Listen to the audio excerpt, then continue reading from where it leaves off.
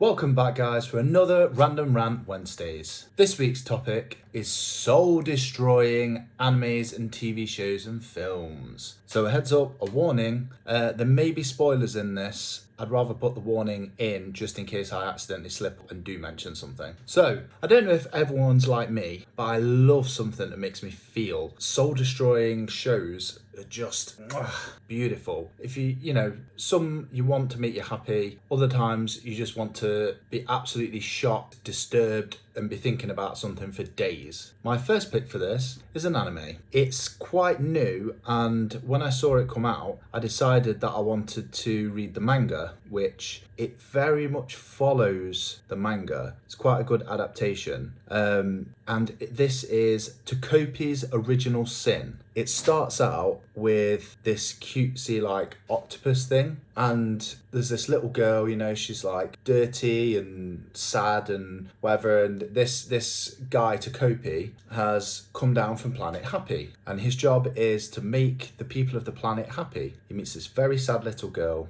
and this is where the spoilers come in.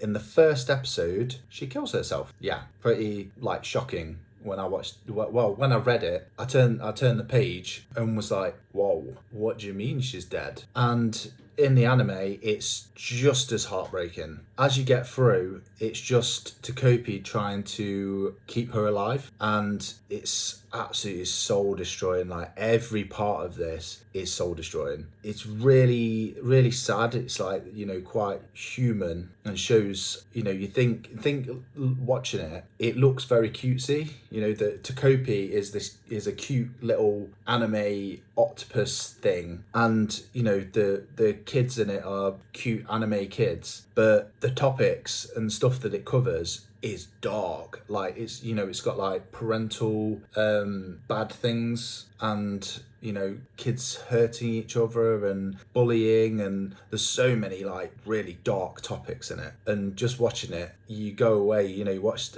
especially the first episode, like I watched it with my partner, and she was like, oh, is it going to be cutesy all the way through? And then that happens, and she's like, what? Whoa. So it is very soul destroying, and after you've watched the first episode, you kind of like pause for a minute, like, oh my god, what am I watching? But it keeps going, and I do think it really has so much of a happy ending, but it's better than the start. Like, it's happier than the start, I suppose. My next choice is a film. A Star is Born. Now, I'm talking about the Lady Gaga version, because this has been remade a couple of times, but all the way through, it's quite sad, and he's an addict, and she just loves him, and it's that whole thing of like, oh, why can't he just better himself for her? And she's getting pulled into all these things, and the main bit that's soul destroying is the ending. Like, man, I think this is one of those films that me and my partner watched, and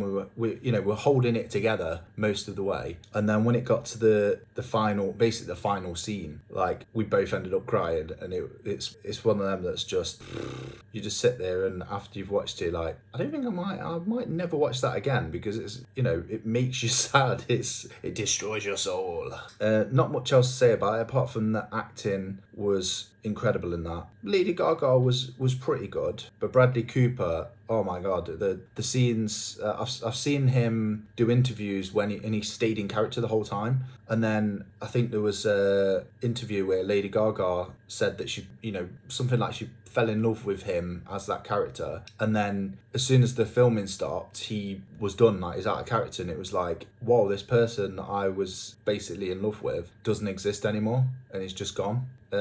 Great acting from Bradley Cooper. This next one is not something I could recommend people to watch. It's a French film called Irreversible. Irreversible is so messed up. Like, it's probably got one of the most uncomfortable scenes I've ever watched. I've watched some messed up films. I've always been horror, shock, anything. I'll watch it just, for the experience of I've seen that film, because I'm a massive cinephile, so I'll watch pretty much anything. But that film, man, that was heavy, dark and heavy. And it's not just it's shot backwards. Like you see the ending and then it goes back to the beginning, and I think it's the midway point. The main reason why the ending slash start happens, it shows you it's a scene with a woman and a man does things to her. I'm sure you can get where I'm going with this, but it shows you like the whole thing.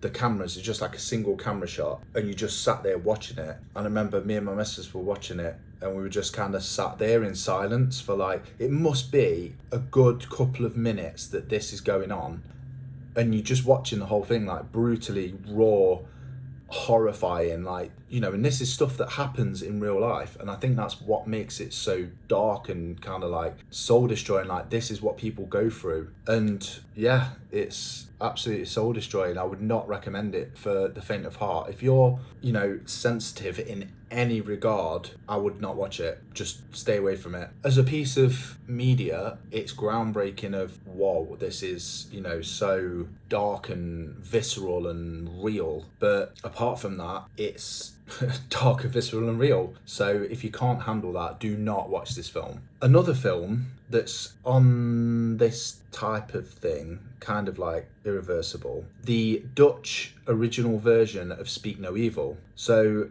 was it last year, recently, there was the remake that has James McAvoy in. I love him as an actor. He is great. He's good in that film, but they Americanized it, and I think it's awful compared to the original. Like, knowing what happens in this film and then seeing what the American version did, it's like they missed the whole point of the film. Like, it's not meant to be, oh, the heroes come in, they fight back and they do this, blah blah blah.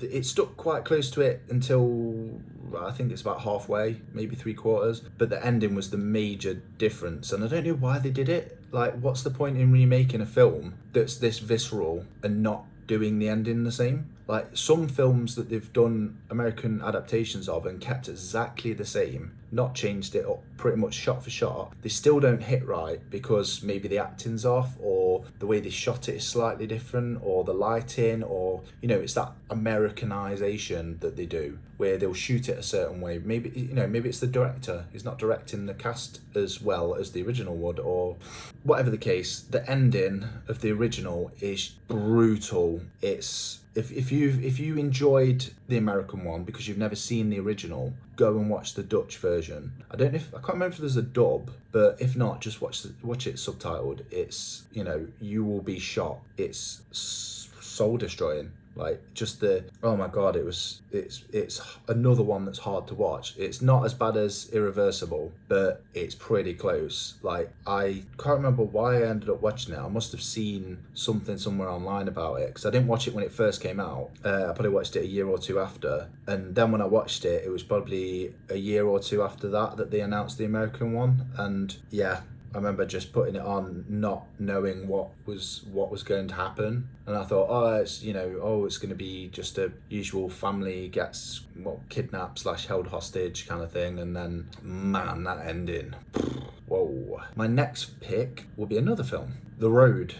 I don't think it really needs... I don't think I'm going to need to talk about this that much, because anyone who's heard of The Road knows this is another brutal, soul-destroying film. It's just, you know, I'm a bit of a survivalist. Like, I'd like to be, oh, I'm going to be like Mad Max, and, you know, I'll look after myself and my family, and we'll make our own little community, and we'd survive somehow, and, you know, we'd go into the forest and make a little camp and do all this and that. But realistically, how long can people survive like that? Even myself, who knows a little bit about this, I'm not going to say that I'd be, you know, king of the forest or whatever, you know, but I'd try my best. But I feel like a lot of people romanticize the apocalypse, and the problem is the apocalypse is the apocalypse. It's not a nice place. It's not, oh, we get to ride around on motorbikes and we'll have running water, and we'll have food and all stuff like this. It just, oh, we'll just go to the supermarket. Everyone will go to the supermarket, everyone will raid it, you'll be fighting, killing each other. It will not be a nice place. And the road shows you that, shows you the bleakness and the gory horribleness that is the road. And